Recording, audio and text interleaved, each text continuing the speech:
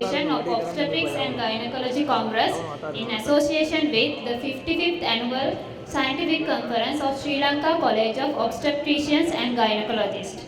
Continuing the contribution to the scientific community, this year's Annual Scientific Conference of SLCOG along with SAFOG focuses on enhancing women's health with regional and global partnership. To start today's proceedings, please rise for the procession.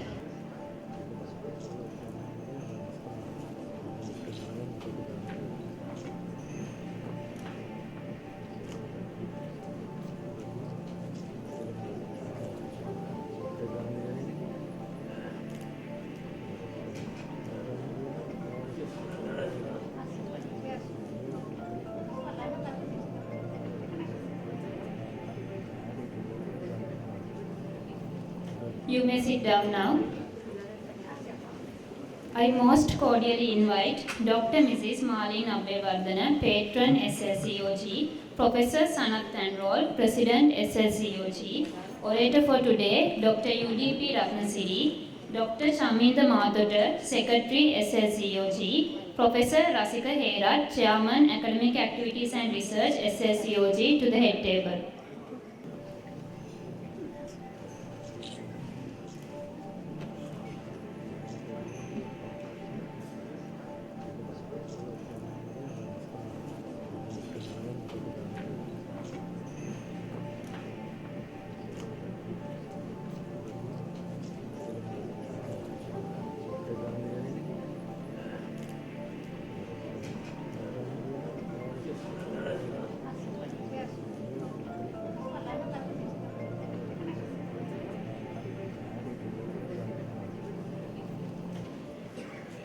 As the opening event of the Congress, we have lined up the most prestigious D A Ranasinghe Oration.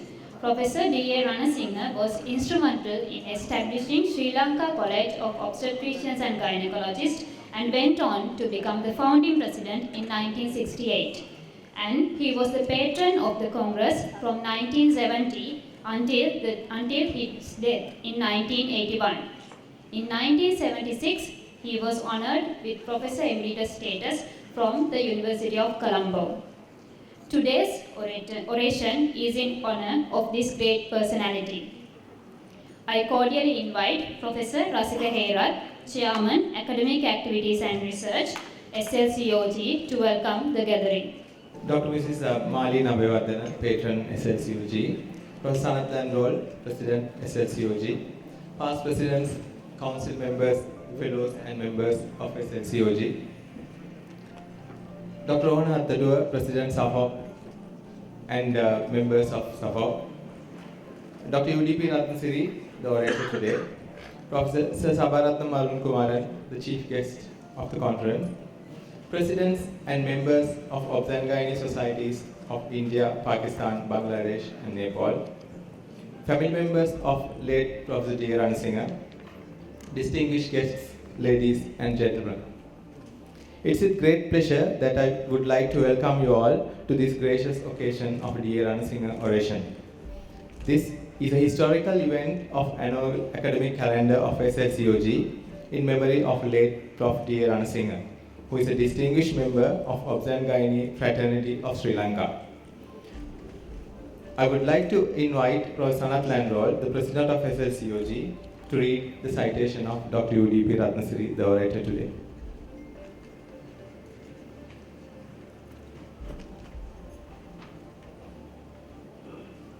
Thank you, Rasika, for your kind invitation. Good morning, everybody. It is my pleasure to read up citation of one of my colleagues, Dr. UDP Ratnasiri.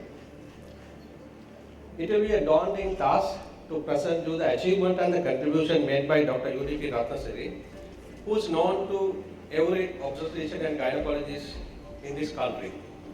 As it is traditionally required to introduce the orator, I will present a brief introduction of Dr. UDP Ratnasiri. Dr. UDP Ratnasiri entered the Faculty of Medicine in Colombo in 1979 and completed medical studies in 1985. Apart from the academic work, young Ratnasiri took part in many cultural activities as well. He was an intern to Dr. S.P. Vikramsinghe, consultant obstetrician and gynecologist at DMH, and Dr. A.E.F. Jayasinghe, consultant pediatrician at Ledwidge Hospital. He served as a demonstrator in forensic medicine in Colombo Medical Faculty following the internship. Then he started his postgraduate studies in obstetrics and gynecology at Disosa Hospital for Women under Dr. W.T. Nugaduwa and obtained his MS obstetrics and gynecology in 1990. He proceeded for his overseas training at Stirling Royal Infirmary, Scotland in 1992 and obtained MRCOG in 1993. He has worked under Dr. M. Sadanandan, consultant gynecologist in Stirling, Scotland. I am sure, sir, you will be proud today you are in the audience. He was board certified as a specialist in 1993. Dr. Ratnasiri returned to country in 1994 and has worked as an acting consultant in General Hospital, Anuradhapura with Dr. Kapila Gunawardena and Dr. Deepal Veerasekara. Later, he was appointed as a consultant obstetrician and gynecologist to Base Hospital, Nuwara in 1995. He worked as a VOG and ACT for the post of MS for 1 year during his stay at 5 years. During this period, he has visited all district hospitals and maternity homes in the district and contributed immensely to uplift the maternity care in the area. He served in Anuradhapura General Hospital for 2 years from 2000 to 2002 and worked in Base Hospital Avisavela for 2 years. In 2003, Dr. Ratnasiri moved to Ketumathi Maternity Hospital, Padura for 2 years and served in Homagam Base Hospital for 4 years before appointing him to Disosa Hospital. He has served in the periphery for 18 years before coming to Colombo and has gathered very much excellent experience during this period in outstations of Sri Lanka.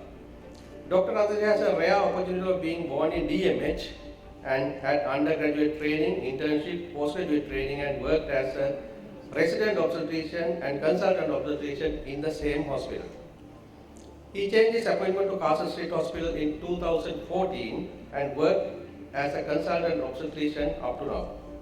Dr. UDP Ratnasiri is an outstanding obstetrician in the field. He has managed more than 200 cases of placenta, accreta, spectrum of disorders, complicated pregnancy of all grades of severity with zero maternal mortality.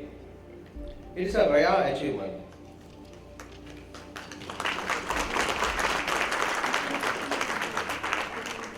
Thank you. He initiated this service after reviewing maternal mortalities in 2011, seeing the worst outcome in this situation.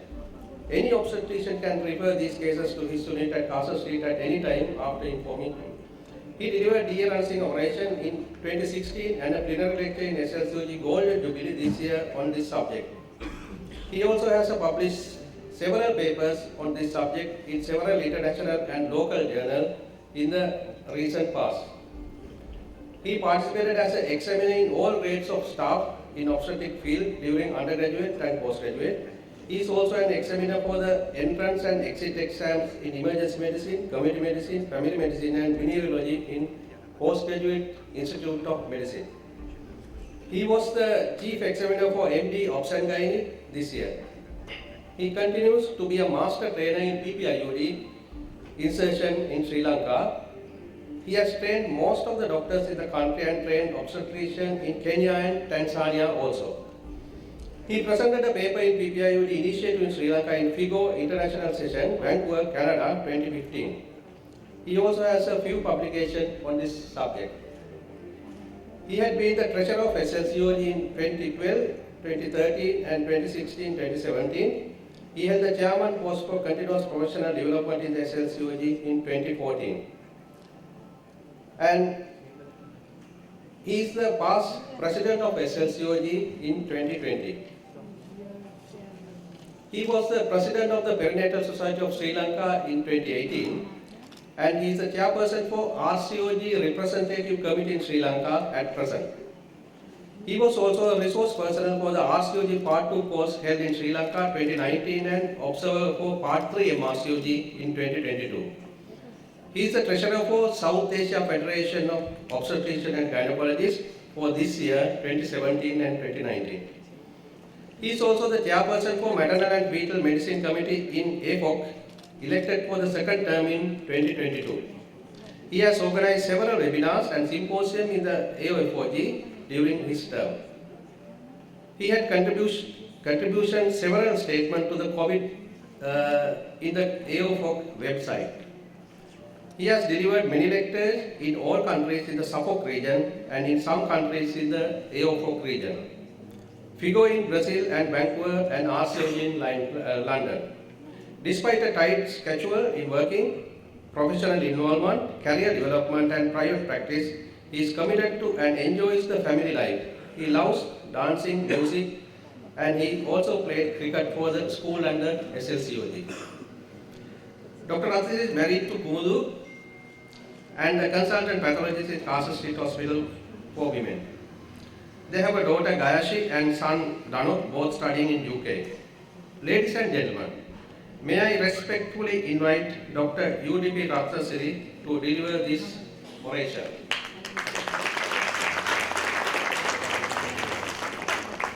Before delivering the oration, I would like to present Dr. UDP Ratnasiri with the Dr. D A Ranasinghe Oration Medal.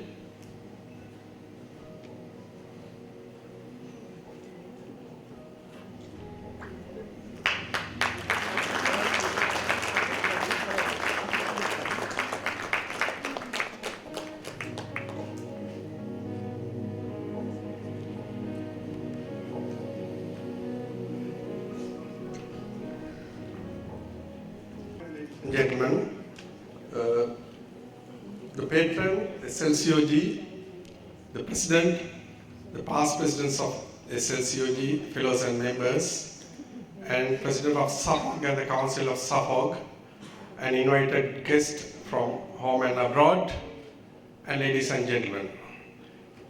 I have the great opportunity to do the D A Ranasinghe oration for the second time. First time I did it in 2016 on the same subject, but this is the evolution of the management plan what I am presently conducting.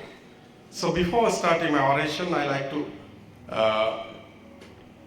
tell something about Professor D A Ranasinghe. Don Abraham Ranasinghe was born on the 26th of December 1908 in a quiet village of Telangana.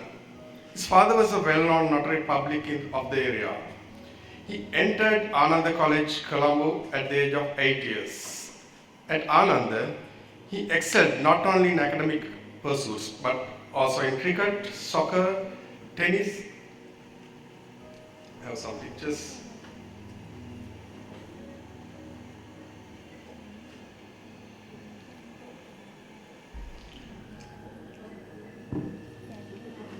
In 1930, he entered the Ceylon Medical College and spent many happy years, passing out in 1936 with first-class honors. His first posting after passing out as a doctor was to Polonnaruwa. At the time, the country was experiencing the worst malarial epidemic. Despite becoming ill with malaria himself, he fulfilled his duties to perfection. Soon after, he met late Sir Nicholas Artigala and became his apprentice. This meeting with Professor Sir Nicholas set in the course pathway he was to take in his future professional career. Sir Nicholas worked him hard and gave him a solid foundation in the practice of obstetrics and gynecology.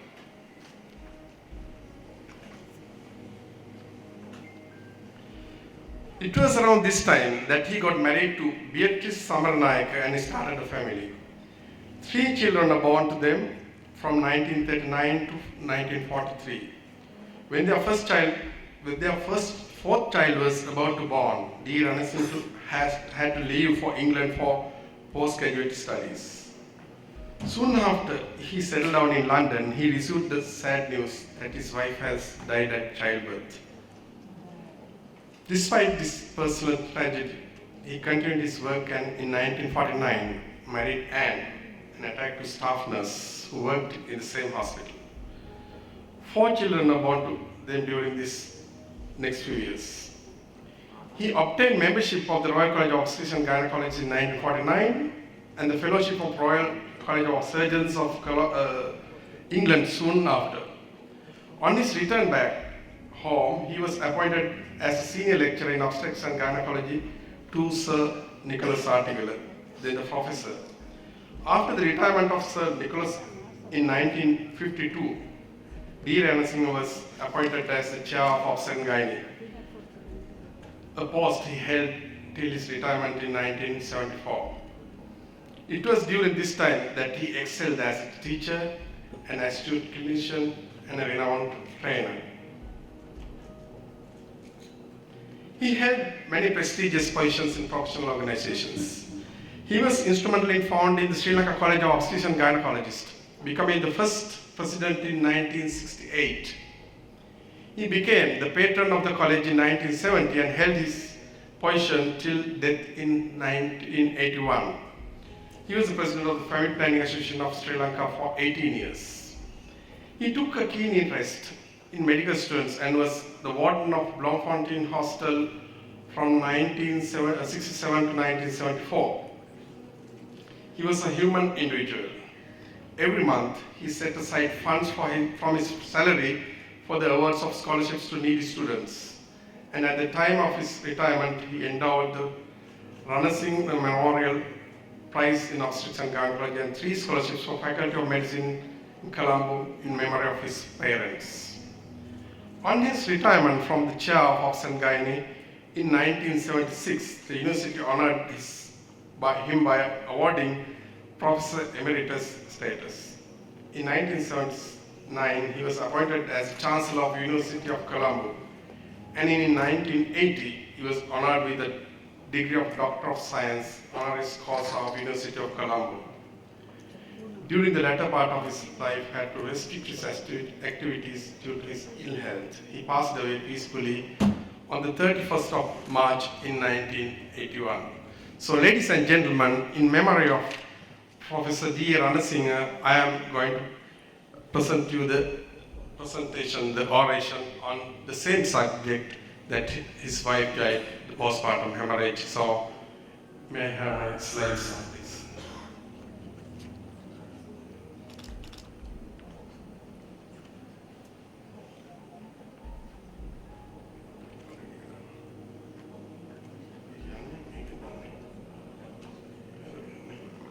Okay, thank you. So, my presentation is radical to conservative. A decade of revolution of management of placental accreta spectrum of disorders. That is my topic.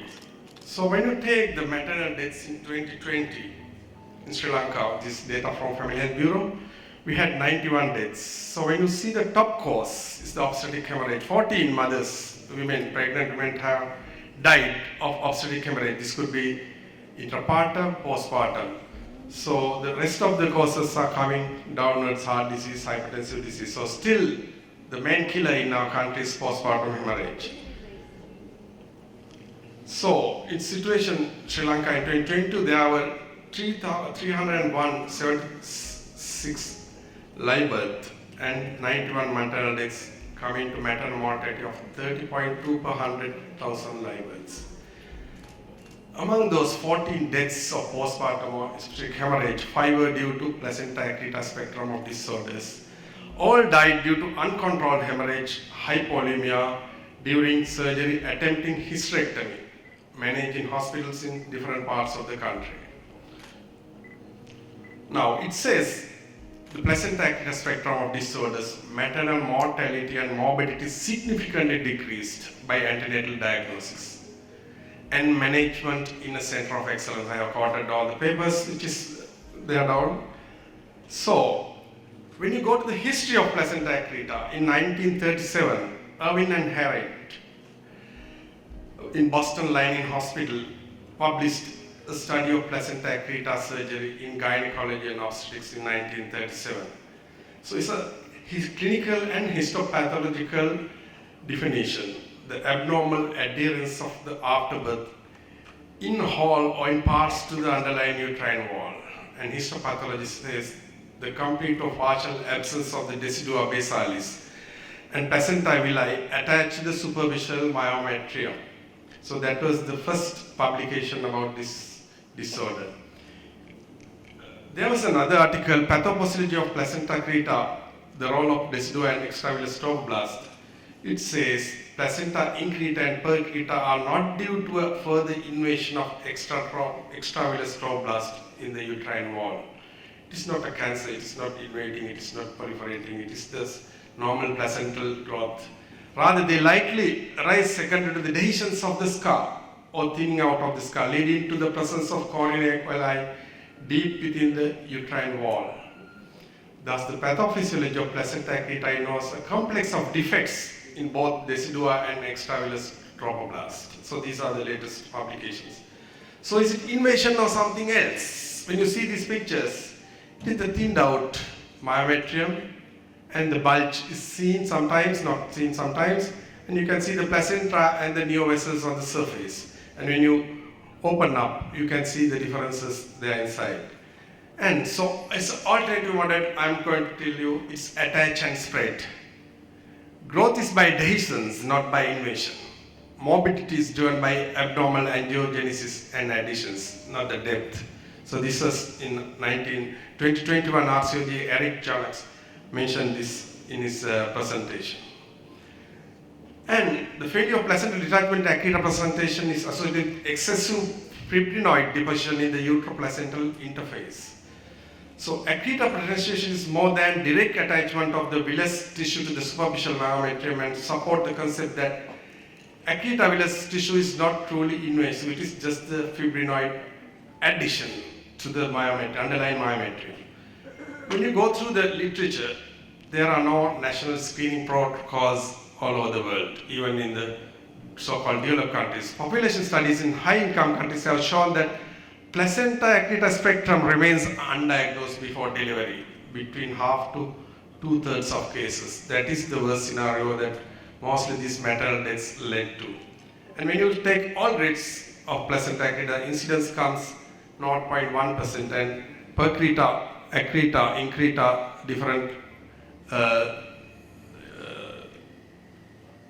prevalence. So the FIGO classified standard protocol for general classification into 3 grades.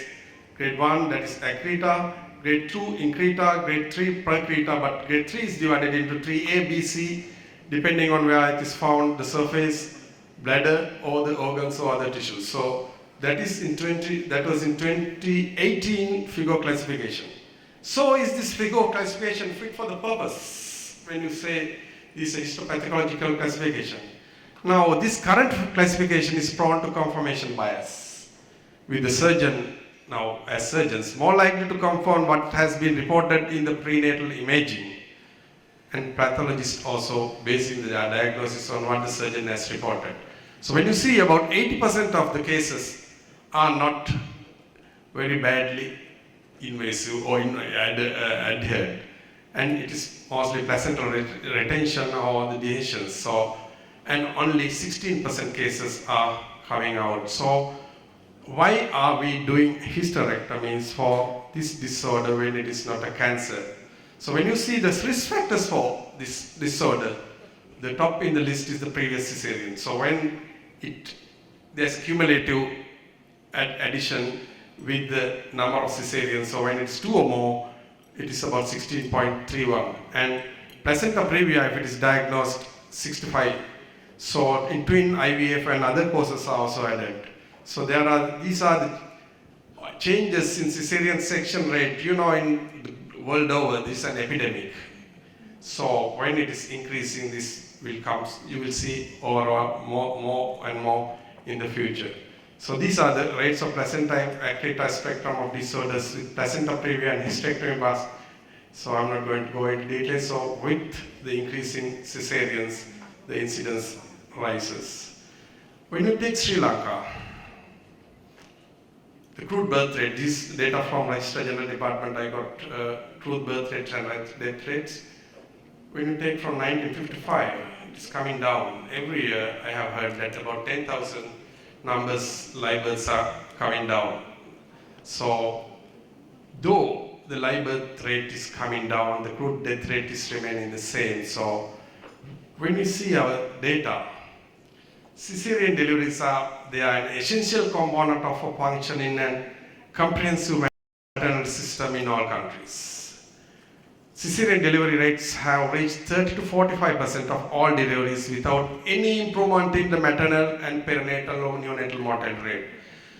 When we have increased cesarean now, in some countries the cesarean section rates are low, like Timor, and some countries less than 2%, but in our countries, now when you see from 2000, when I gave the lecture in 2015, it was 30%. Now in this year, 2020, it has gone up to 40 plus, crossing to 45. When you see the projectile, when we reach 2025 in next 3 years, we will reach 50% of them are delivered. So this is a very big issue we have to address in our country as well as in the SAFOG and all regions in the world. If we are doing at this rate, we are facing more and more the problem that which I have mentioned. So prevention is only measure is to prevent and keep optimized cesarean section rate. You all know elective cesareans carry a higher risk than emergencies. So it has shown in the this data table. So when I come to my topic, this is why we are doing more and more placenta. So diagnosis is mainly with the imaging, and why we are doing this imaging? To improve our clinical diagnosis, ask 3 simple questions. Now, pre-test probability of placenta accreta spectrum. When you do a scan, we find placenta is low-lying, whether it is on the scar, and we diagnose placenta accreta spectrum. And we have to see what are the features suggestive of high risk and low risk. So what are we actually trying to diagnose? Do they all look like same at the laboratory? Is our pre-test studies with our post-test after surgery? So when you are doing a scan, please have a look at the scan rather than always believe in the radiologist. I think we should do the scan and plan our. So why do we do ultrasound? So to see the abdominal placental attachment, to do whether it is uterine sparing surgery or not, and planning the skin incision and the uterine incision, and assess the risk of bleeding and rarely the risk of injury to the other organs, pelvic organs. So pre-test ovarians, the commonly seen ones are the lacunae, subplacental hypervascularity, irregular bladder wall. But infrequently seen are the problems are the placental bulge. Remember, this placental bulge is the big issue in our bleeding problem. Bridging vessels, myometrium less than 1 millimeter. Placenta is bulging to the bladder when you see with the full bladder scan, because it's not anything, the thinness of the myometrium is pushed to the bladder.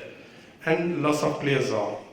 So these are the other important features. There is a sign called rail sign, that is a bridging vessel between the 2 vascular areas. And these are the 3 most important ones which increases the risk of hemorrhage and what are the, with other consequences. Placental bulge, thinning of myometrium less than 1 millimeter, hypervascularity, aneurysms. The vessels are dilated, then sometimes you can see aneurysms with fast flow. You can diagnose that with the color Doppler.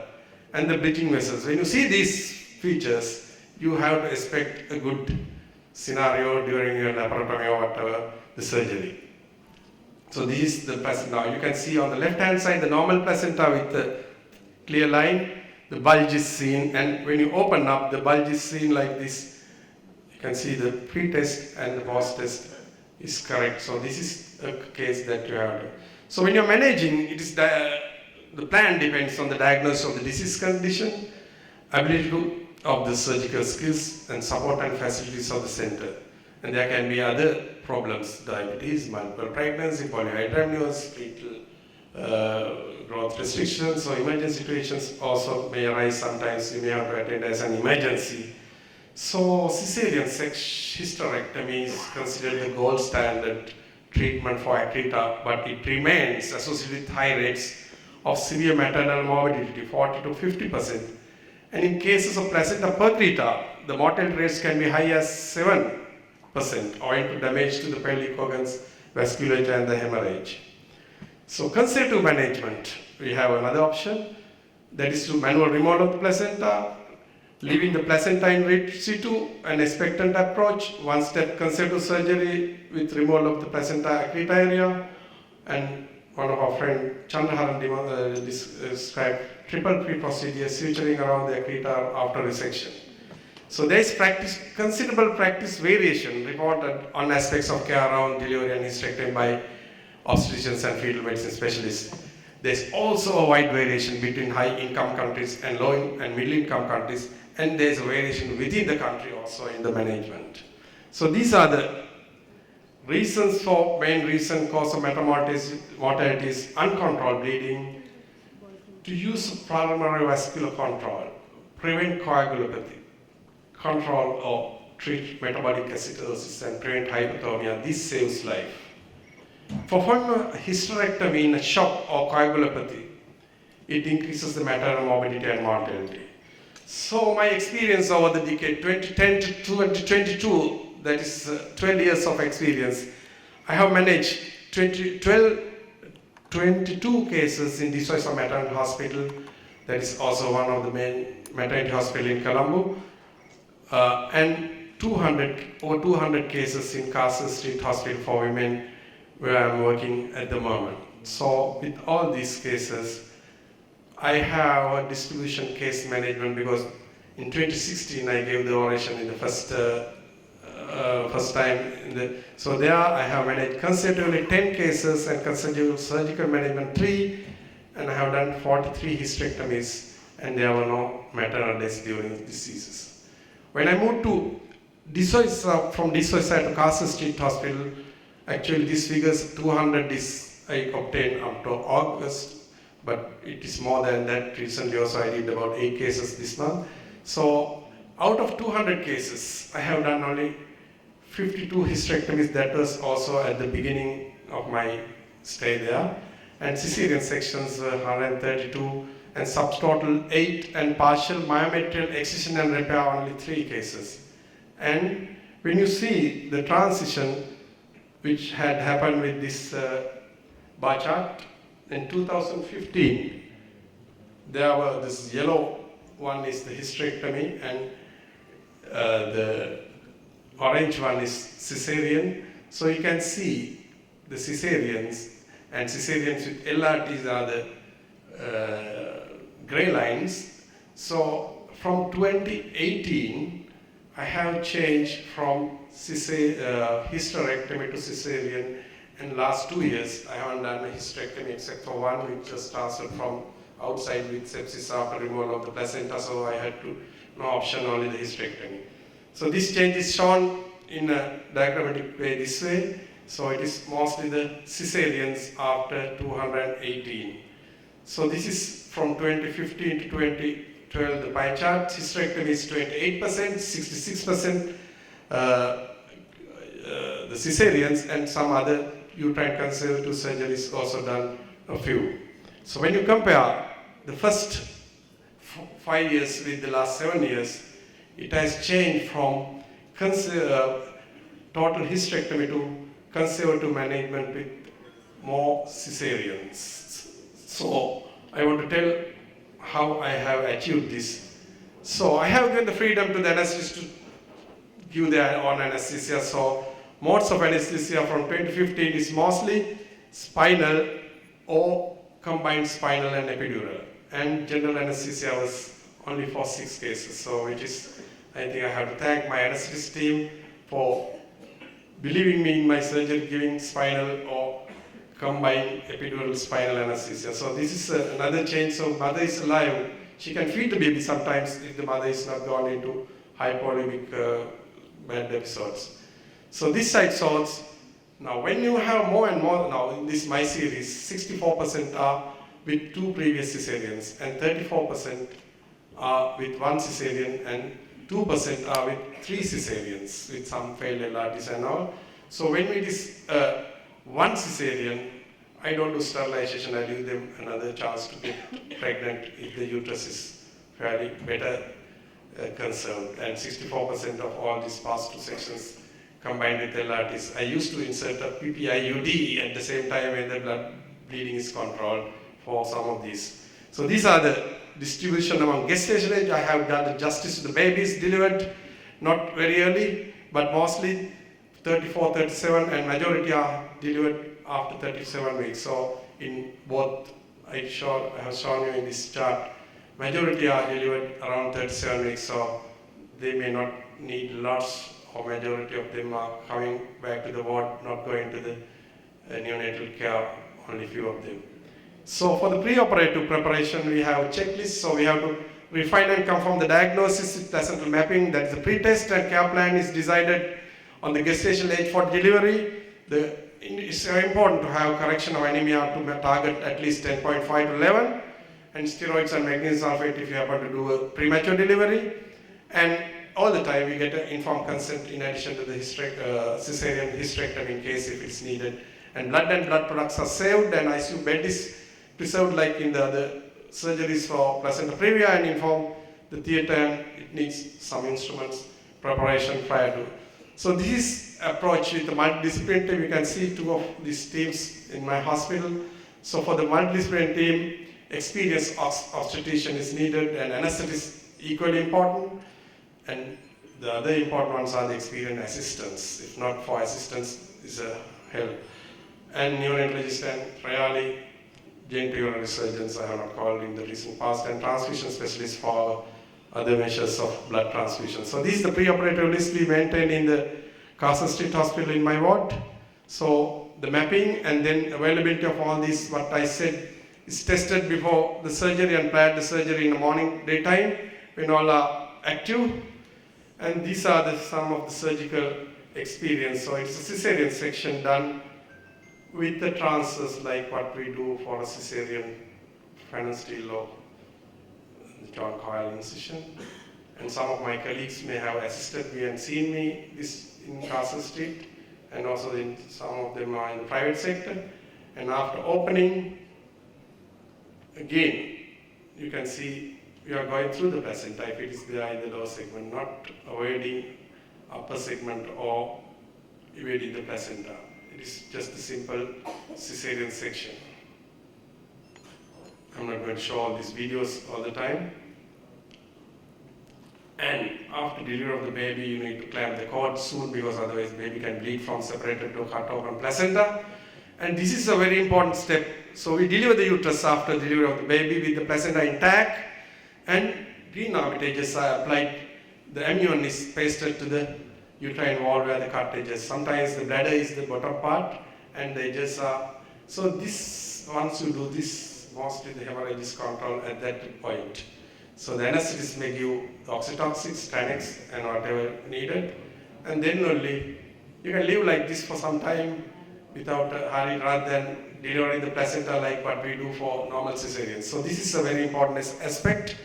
And then the removal of the placenta is done gradually from the normal adherent placenta in the posterior or anterior wall, rather than going to the bottom part where the percreta or accreta or whatever the problems are.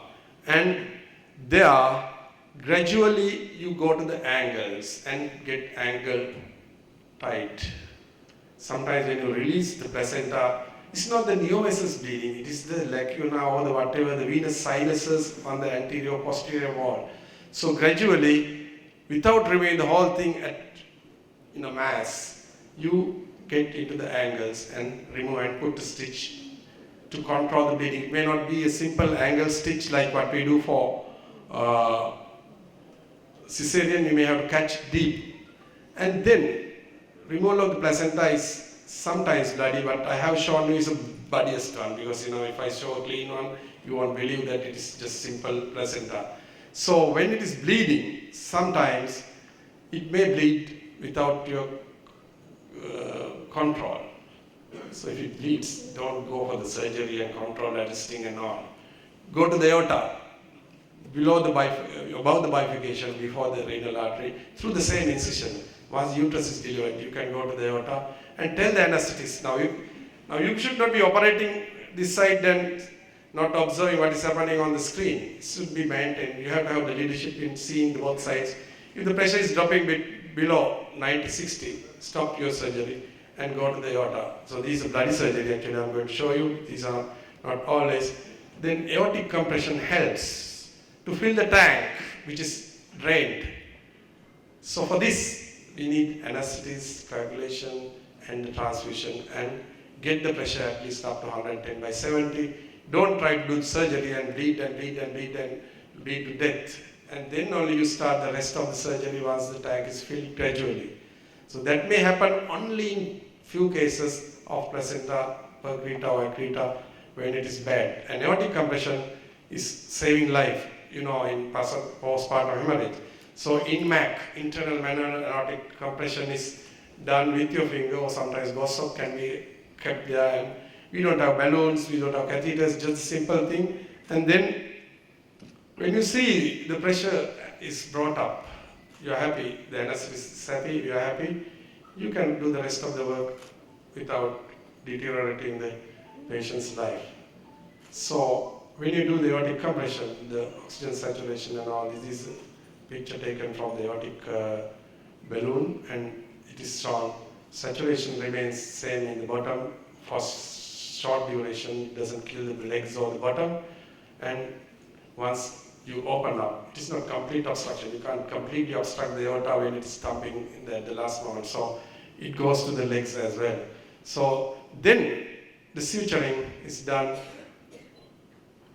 like what you do for a normal cesarean. Sometimes the low segment may not be very thick to stitch, but you can find some low segment behind the bladder. Sometimes, rarely you may cut the bladder, but it doesn't do any damage to the bladder. Sometimes you may see during surgery the hematuria. So when you control, so we have rapid infusion, we can perfuse 1 liter per minute in case of shock, but rarely we use nowadays because of our experienced team. And correction of hemodynamics, while observing the correction of coagulation is needed, not only filling the tank. And sometimes even after surgery, the pressure drops. We know that it is bleeding from below. So bleeding from below needs to be controlled. Then and there, otherwise it can bleed. So we don't put stitches. Take 3-4 sponge forceps, catch the low segment anterior and posteriorly, and keep it for some time. That is approximation of the bottom part of the uterus, which you can't approach from the top, done, but for this you may need to keep the legs up. So we usually keep the stirrups or whatever the things ready during surgery sooner. If we think that it's bleeding, we don't proceed to hysterectomy, we control it within 2-3 minutes. It's just a simple clamping. So during my operations, it is 35% or 28% only needed, only bled more than 2 liters, and the rest are less than between 1,200 and 1,100, and estimated blood loss. But when you change over from hysterectomy, it has increased, but later on it has come down.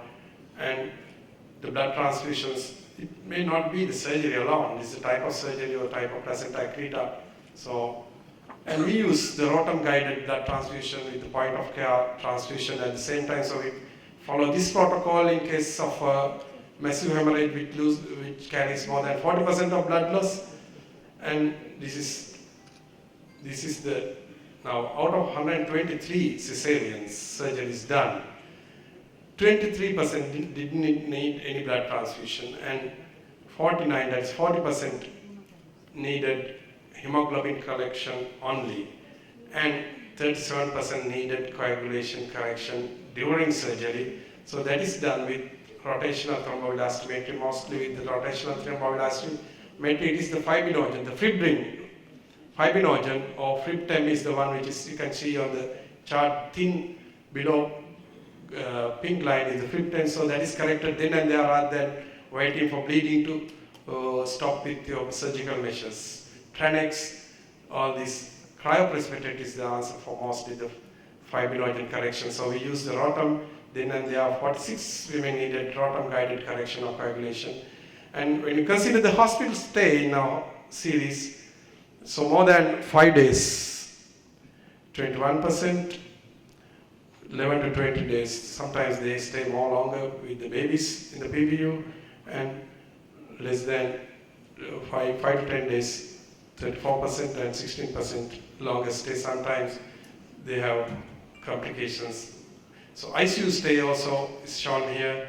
So 1 day ICU stay, mostly it is happening after surgery if the patient is needed blood transfusion for observation, and none of them have gone to ICU in 29%, and 2 or more days were 27%.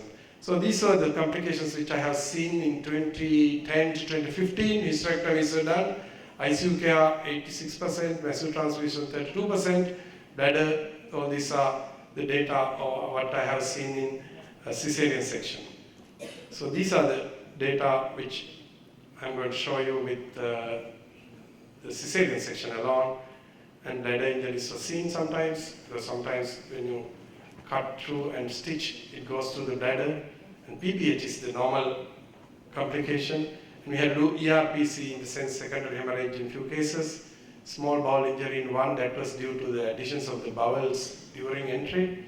Surgical site infections in few, renal failure in 1 or 2, and fistulas and ureteric injury in 1. So there had been complications. Now this surgery, you can't do always clean surgery, but majority have gone home with their babies feeding in the postnatal site on the following day. These are the post-operative complications which I have seen for hysterectomies, and the complications seen with cesareans comparison. So mostly the worst ones, you don't have to have dissection of the bladder and ureters in cesareans, so their involvements are very minimal. And PPH is the common complication seen in all. And these are the complications rates over the years, and except for PPH, you can see the ones which I have done in cesareans have come down. Ladies and gentlemen, now I don't have time to show you a picture or full video of this event because with the time limitation. So I have given you download a video from Google Drive, and if you can scan the QR code, you can watch one of these surgeries in the video downloaded from my gallery. So I expect you to go through if you are interested in saving uterus, saving blood transfusions, saving more clinical complications, and mothers are saved. And I'm glad to say, as Sanath mentioned, over this series of more than 200, and this series is excluded in the private sector and some other hospitals, not a single maternal death. So I'm very glad that during my turning off as a consultant obstetrician and gynecologist in Castle and DMH, this change has happened with my teamwork. So I have to thank the team members. I think I'm quoting Professor Arun Kumar and what he has mentioned, 7 C's: commitment, compassion, communication, confidence, companionship, or you can call it teamwork, commanding, continuity. All are continued in my work for this success story. And I thank you very much for listening to this oration. I have to thank my late parents, the teachers who have taught me in the school, medical school, and as registrar and other periods, and my family. My 2 kids are not here to listen to my oration, but my wife is there in the audience, and all staff, anesthetists, transfusion, all who have involved, registrars, house officers, even the mine laborers who have involved in supporting this kind of, I was actually initially thinking this is a terrible morbidly adherent placenta. My first topic was morbidly adherent placenta in my oration. Now I think it is last 2 weeks I did 8 cases of placenta accreta in Castle Hospital. I think all went home without any problems. So thank you very much for listening to my oration. I think this your take-home message is this is not always invasive. It is only the additions. You can do this, but don't attempt at the beginning. There's a learning curve. Thank you very much.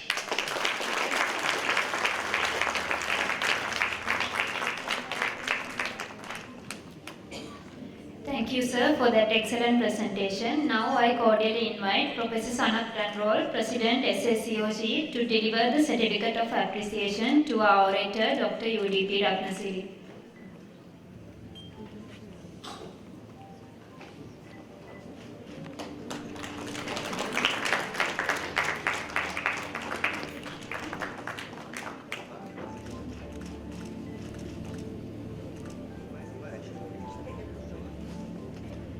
To conclude the event, I warmly welcome Dr. Chaminda Mathota, Secretary-SLCOG, to deliver the vote of thanks.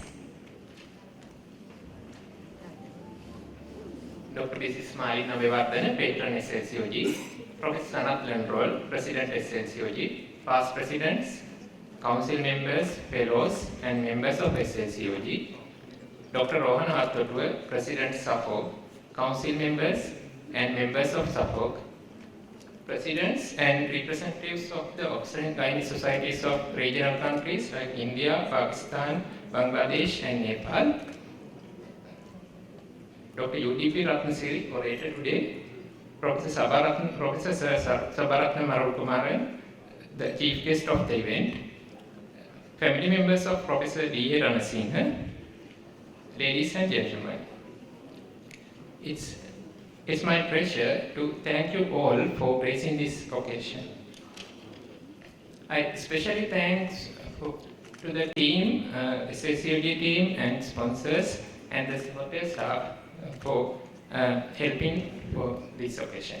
Thank you very much. I hope you would enjoy the rest of the academic program.